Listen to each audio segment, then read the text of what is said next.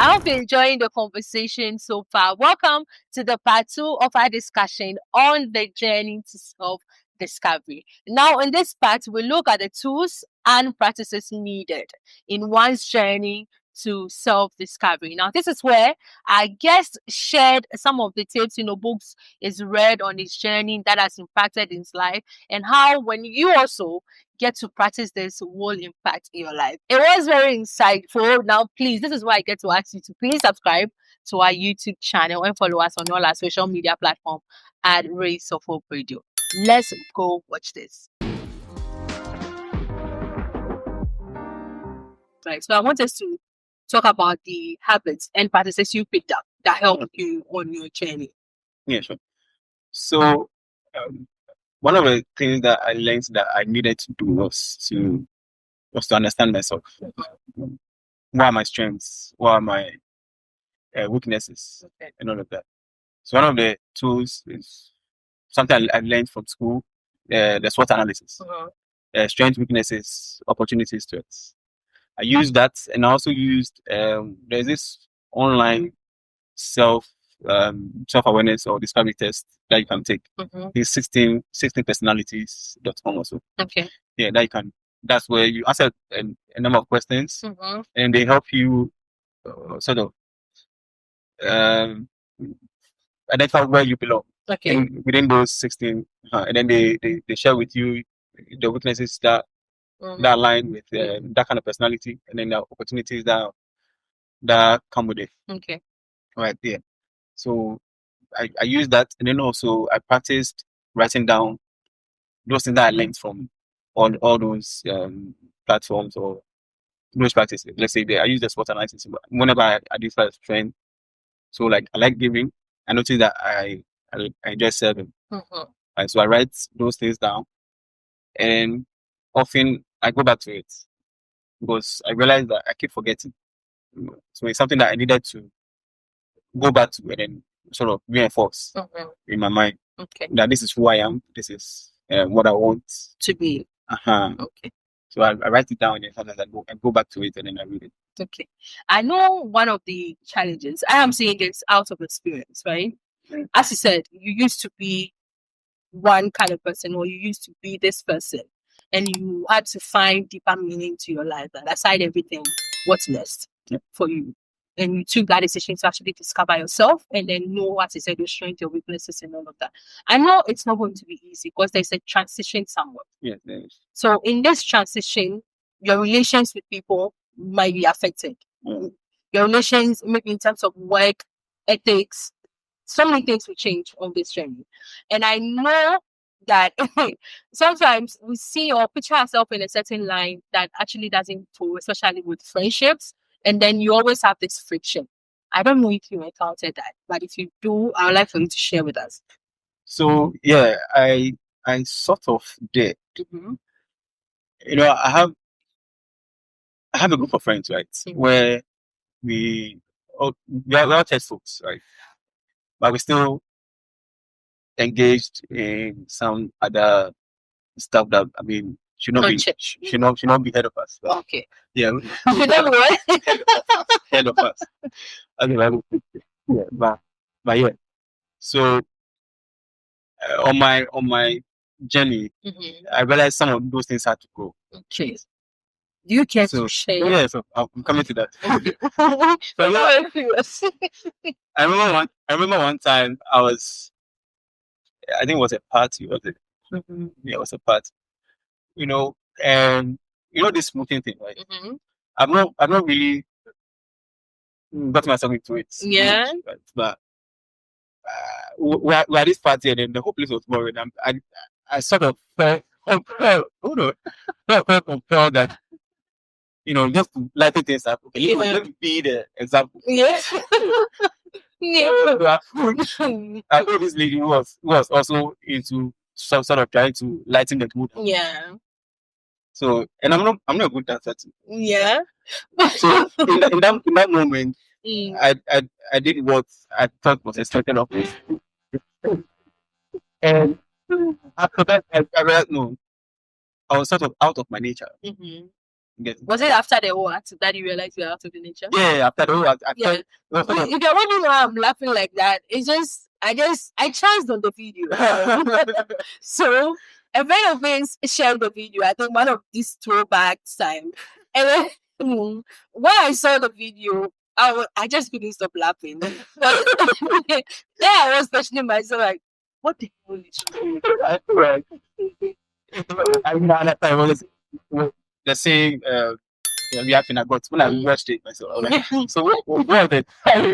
What was I doing? So it was that moment I knew within myself that okay, this is not me. Yeah. So ever since it was not you at all. ever since I've not done that, even though we both I decided then that no matter how boring the bad is even try to say again. I'll sit it out. So I've been to programs where a little less than I'm like, no, I'm sorry. Yeah. Either we are dancing apart or yeah.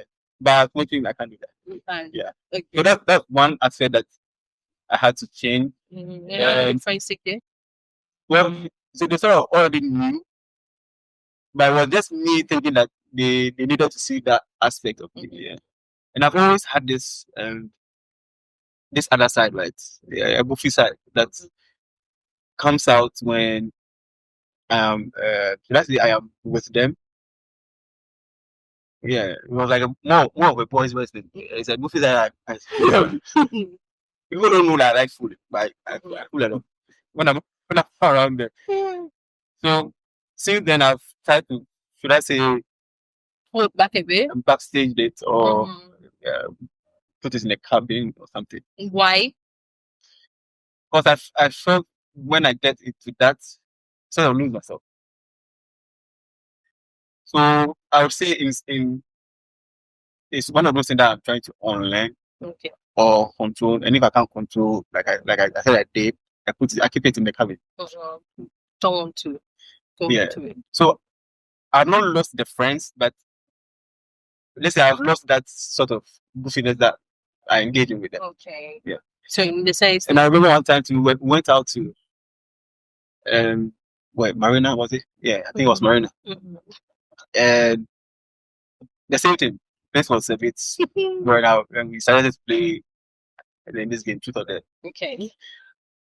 And the that question that came out of me, I mean, you were surprised. Yeah. You were the one asking those questions. But you know, one thing about you is when you actually see more quiet. Yeah. Also, right now, you know, maybe it might be because of the relationship we have between us, but you know, sometimes some of the things that come out of your mouth, George, I want them. I want them. Like, George, after the conversation, like, did George just see that to me? Or did you just see that? I know, right? Yeah. So yeah, that happened. And then I got one guy to, this lady in there. She had a lot of books, yes, right? And I sort of dared him to weigh the books.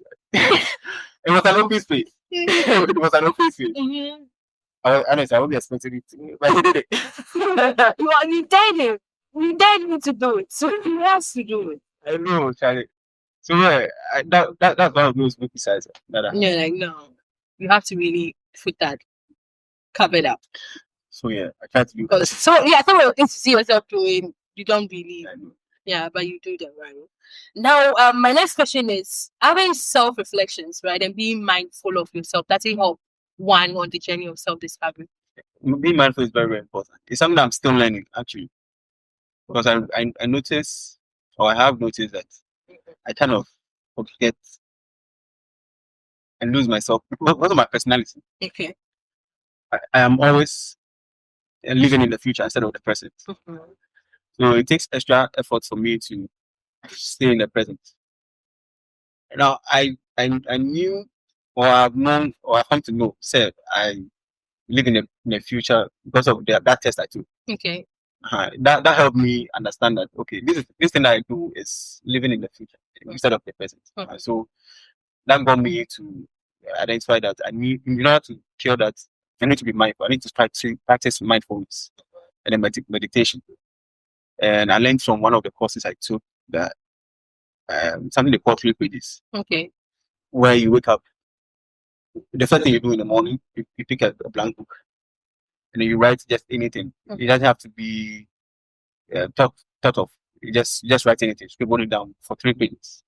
Even if you don't have anything to say, you can just anything writing, you can just write. I don't have anything writing, so just keep writing for 3 pages. Gives you a sort of clarity. Okay. For you to go through your day. And yeah, so these in connection with being mindfulness has helped me a lot. Okay. How has this self-discovery journey? As you said, you are still in the process of discovering yourself. How has it impacted your relationship with people, family, friends, feeling like what? I think it's made me a bit of a better person. But there's this one relationship that I sort of was in. It was sort of chasing my tail kind of relationship, right? Where you like someone, but the person doesn't like you back. That's yeah. And in my journey of discovering myself, I realized no, I don't have to go all the way. Right? There's a point I need to understand that no, this is where you draw the line. Okay.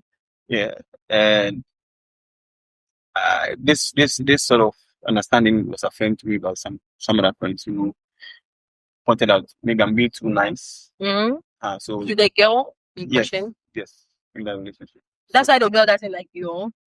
No, so it sort of I was, ladies sort of kind of. I know this is not the topic we're discussing, but ladies sort of take for granted those who are always available. Yes. So I think that's no. Yeah.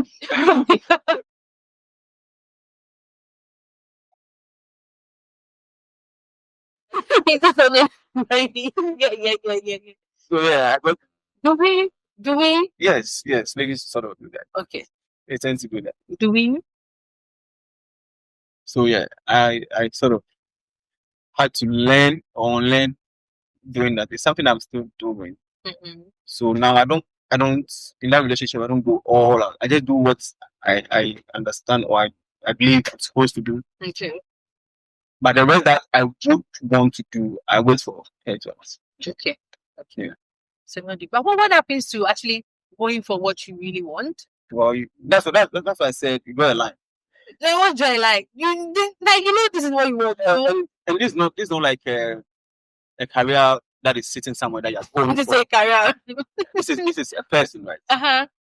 And it's a relationship. But you know what is actually doing with human beings. Exactly. So that's why I need to draw the line so that I let the person know say I will not go beyond this. So I don't over expect.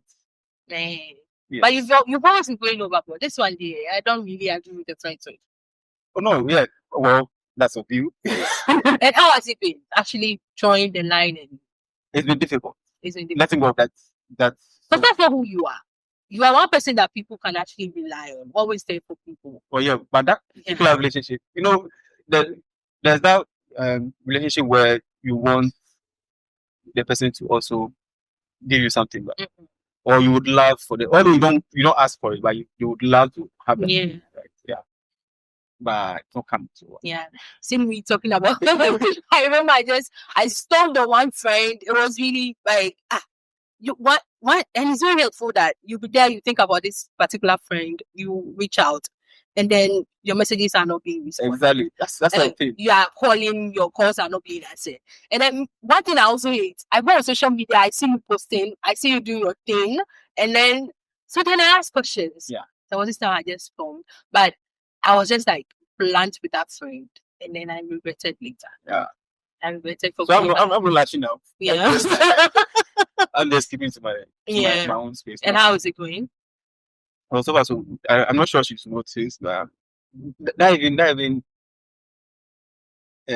sort of reinforces the point that this is like you chasing your tail, because you don't even notice your absence. I mean,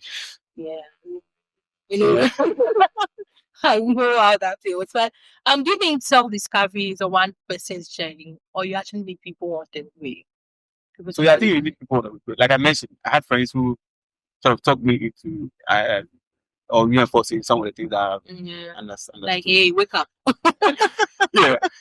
And then I used these apps or sort of platforms. Okay. Yeah, that help. And then also, and one thing I forgot to mention is something you have to put yourself out there. Mhm.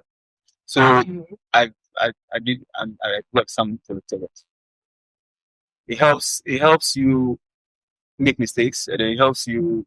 It puts you in an uncomfortable position where some hidden talents or stuff will be brought out. Sometimes you don't see what you have, and then other people see it. So yeah, the journey to self-discovery really needs other people to be So involved. it's not the one thing. It's not one person. So you can't just sit down and say, I'm really discovering myself. So everybody, like, shut the door. There's that part where sometimes, like I said, being mindful, and then meditation and all that. Those things need that alone time. Yeah. But you also need to have that circle where people will point things out to you that you don't see. Okay. It helps a lot. It helps a lot. Okay. So this is not a one person journey. You need the community to actually help point certain things out for you.